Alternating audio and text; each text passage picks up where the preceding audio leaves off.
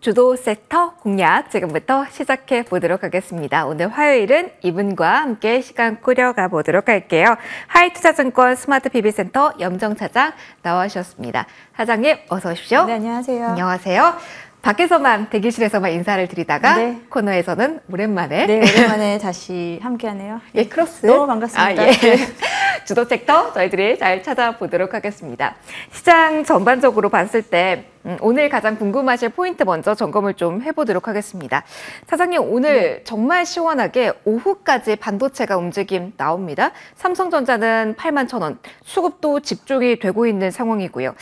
이제 다시 한번 지난주와 분위기가 다르니까 일단 안도해도 되는 건지, 그리고 이 섹터의 주도의 그 영향력은 어느 정도인지 판단 먼저 듣고 가볼게요. 사실 저는 기대치보다 오늘 상승폭이 조금 좀 부족함은 좀 있죠. 부족하다. 물론 반도체 섹터 쪽으로 좀 대부분의 수급이 쏠리기 때문에 그 외의 섹터는 사실 좀 수급이 좀 움직이지 못하고 있습니다. 그래서 상대적으로는 지금 코스피 쪽이 강하고요. 네. 코스닥 쪽이 조금 상승폭이 조금씩 시간이 갈수록 좀 둔화되는 분위기가 나타나고 있습니다. 그럼에도 이제 AI라는 큰 메가 트렌드를 중심으로 해서 관련 반도체, 관련된 AI 소프트웨어 쪽까지 해서 전체적으로는 시장의 흐름은 괜찮다라고 좀 보고 있고요.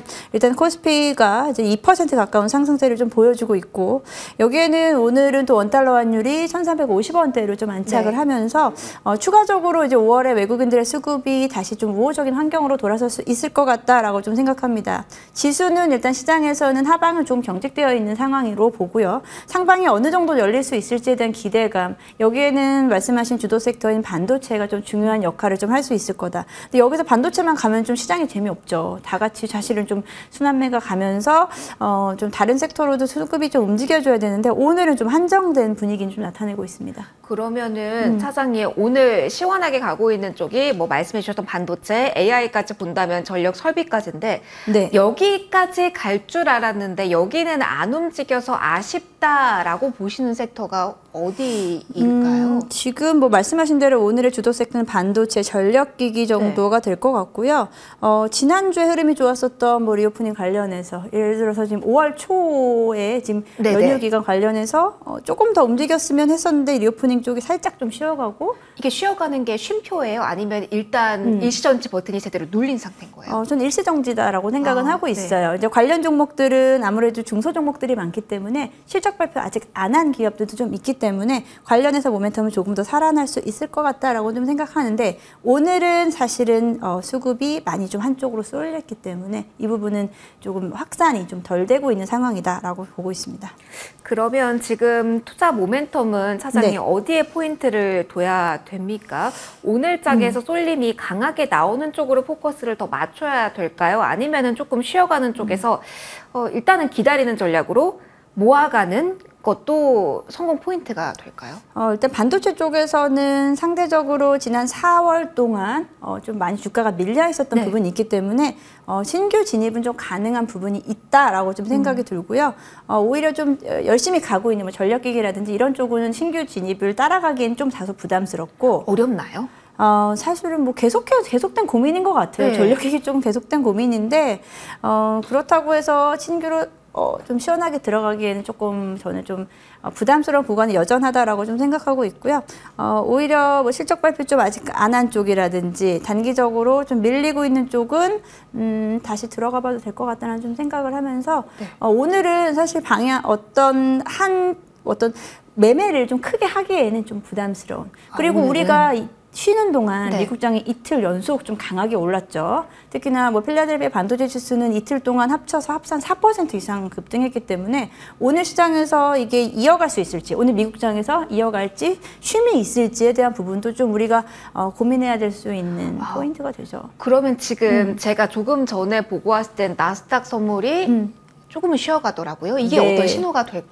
네, 뭐 이 부분 단기적으로 사실 좀 강하게, 특히나 나스닥 같은 경우는 3거래일 연속으로 급등을 한 부분에 대한 사실 부담감은 좀 분명히 있다라고 좀 생각하고요. 말씀하신 대로 저도 지금 나스닥 선물하고 좀 보고 있는데 사실 약보합에서 좀 움직이고 있습니다. 물론 장이 열리면 또 다시 어떤 식으로, 그렇다고 해서 급락이 나오거나 이런 장은 사실 좀 아니죠. 하지만 조금 좀 우리 시장에서는 좀 다소 좀 억울한 다소 조금은 좀 아쉬운 아쉬운 이런 오늘 하루가 된 것 같습니다. 네. 어떨 때는 휴장인 게 사장님 네. 다행인 시기도 있고 그렇죠. 아쉬운 시기도 있는데 이번에는 후자다라는 포인트까지. 그럼에도 좀 기대를 해보도록 하죠. 주제 오늘 하나 보도록 하겠습니다. 이벤트가 있는 곳에서는 기대를 해도 될까요? 애플 네. 이야기 해주실 거죠? 네, 사실 올해 다른 빅테크 기업들 대비해서 애플, 특히나 뭐 테슬라 이런 네. 종목들이 사실 부진을 면치 못했는데 애플이 이제 좀 빠르게 AI 쪽에 대한 어떤 출사표를 좀 던지기 시작을 했고 AI 시장이 본격적으로 참전을 함을 통해서 오히려 AI 시장 자체에 대한 좀 확대가 이루어진다. 그래도 관련해서는 뭐 애플 관련주 너무나 잘 아시는 LG노텍이 그에 대한 선반영으로 지금 정말 빠르게 10거래 연속 상승이더라고요. 맞습니다. 오늘 예. 거의 24만 원까지 터치를 한 상황이고 뭐 BAC 같은 종목들도 추가 상승이 이루어지고 있고요. 그러다 보니까 이제 애플의 온디바이스 관련된 종목들까지도 애플 관련해서가 아니지만 네. 온디바이스가 다시 한번 좀 주목을 받고 있는 좀 시장이 된다라고 생각하고 있습니다. 그러면은 오히려 두 가지 갈래로 많이 보시잖아요. 오늘 네. 밤에 우리나라 시간으로 11시에 이벤트가 있는데 OLED가 탑재됐다라는 점에 주목하는 점, 네. 그리고 또 다른 측면은 AI 쪽에서의 업그레이드, 이쪽에 힘을 준다라는 건데 차장님께서 보이시고 계신 키워드는 OLED보다는 AI. 네, 뭐 OLED도 같이 동반해서 뭐 LG 디스플레이 같은 종목들이 같이 수혜주로 엮이기는 하지만 결국은 애플에 대한 시장의 기대치는 OLED 탑재 쪽도 물론 좋지만 AI 폰, 그러니까 온디바이스 쪽에 대한 AI 폰에 대한 부분을 어떤 식으로 지금 시장에서 뭐 6월에 이제 이야기를 하기로 했지만 그에 네. 대한 기대치가 이제 한 달여간 조금은 좀 시장에서 좀 움직일 수 있다라고 좀 생각하고 있습니다. 그리고 뭐 데이터 센터 서버용 AI 칩 개발한다라는 쪽으로 해서 이제 애플에 대한 키워드가 좀 AI가 좀 들어가는 부분에서 좀 의미가 있다라고 생각하고 있습니다. 그러면 그런 측면도 봐도 될까요? 저희 반도체도 워낙 고공행진을 하고 있는 HBM 바라보면서 한 템포 놓쳤다는 생각을 네. 분명히 많이 하실 것 같아요. 말씀해 주셨던 온디바이스 관련주 같은 경우는 한 템포 쉬었다? 그런 의미에서 반도체 내에서 가격 메리트가 있다라는 논리로도 접근이 가능할까요? 네, 저도 오늘 말씀드리고 싶은 포인트가 바로 그 포인트. 가격 메리트. 네, 가격 메리트가 좀 있는 상황이다라고 말씀드릴 수 있는데요. 우리가 AI 반도체 쪽의 순환매가 사실은 많이 지나갔죠. 그리고 작년 연말에 가장 어떻게 보면은 온디바이스 관련된 섹터 내에서의 움직임이 가장 좀 좋았었다고요. 연초 들어서는 HBM이라든지 뭐 CXL 그리고 그 외 유리기판이라는 종목으로 테마가 계속 움직이면서 순환매가 도는 동안 오랫동안 좀 쉬었었던 섹터 내에서의 섹터입니다. 그래서 온디바이스 관련된 쪽에 대한 투자 메리트, 가격 메리트는 지금 좀 보여지는 상황이다라고 생각하고 있습니다. 그러면 온디바이스 관련주를 볼 때 네. 어떤 포인트로 추가적으로 들어가 봐야 돼요? 이것도 어찌됐건 테마의 논리를 적용한다면 그럼 뭐 대장을 봐야 된다라는 것도 있고요. 아니면 가장 바닥권에서 움직임이 많이 쉬어간 쪽을 봐야 된다라는 의견이 좀 양분될 수 있을 것 같은데요. 지금 뭐 둘 다인 것 같긴 둘 다예요? 한데 저는 일단은 뭐 대장주였었던 온디바이스 관련해서 대장주가 사실은 뭐 하나가 좀 사실 명확한 상황은 좀 아니다라고 좀 보고 있고요. 그래서 주가 뭐 최근 종목을 선택을 할 때 뭐 그래도 뭐 실적 턴어라운드가 가능하거나 네. 아니면 바닥권에서 지금 한동안 오랫동안 머물러 있었던 종목들 중심으로 해서 보시면은 지금은 그렇게 크게 부담스럽지 않은 구간이다라고 좀 생각하고 있습니다. 여전히 불타오르고 있지만 부담스럽지 않은 곳에서의 솔루션을 제시해주고 계십니다.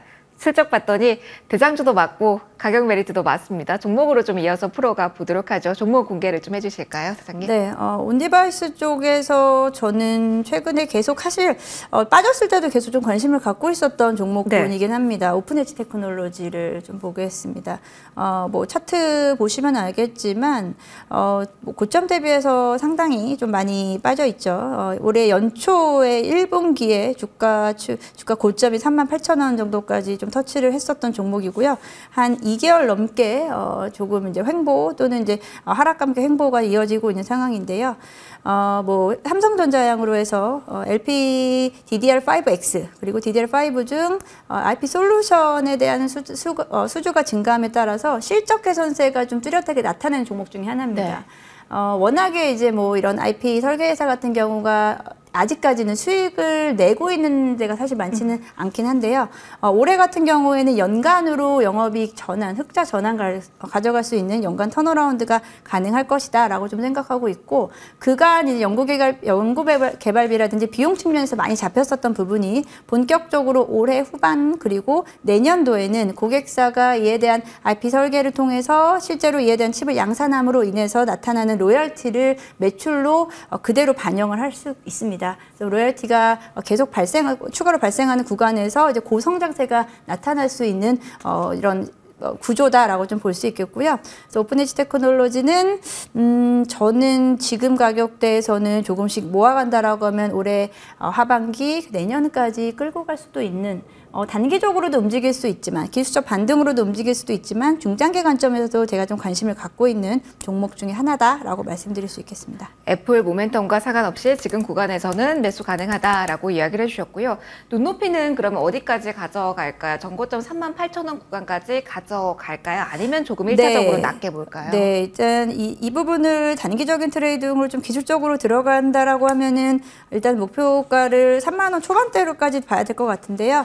하반기까지 본다라고 하면은 전고점 38,000원 밑이나 35,000원 정도까지는 저는 지켜볼 수 있는 구간이다라고 좀 생각하고 있고요.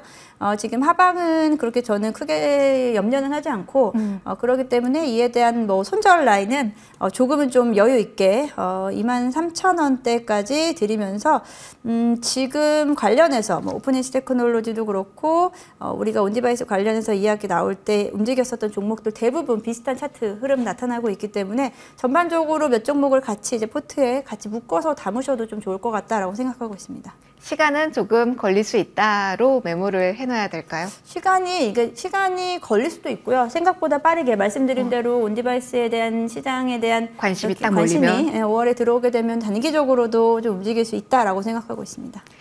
역시 반도체에 대한 이야기로 애플 모멘텀도 기결이 됩니다. 오픈엣지 테크놀로지 가격적인 메리트, 그리고 다시 한번 온디바이스 AI가 간다라는 관점으로 오늘 소개도 받아봤습니다. 주도 섹터 공유학해봤고요. 오늘은 여기서 마무리하도록 하겠습니다. 하이투자증권 염정 차장과 함께했습니다. 오늘 말씀 고맙습니다. 네, 감사합니다.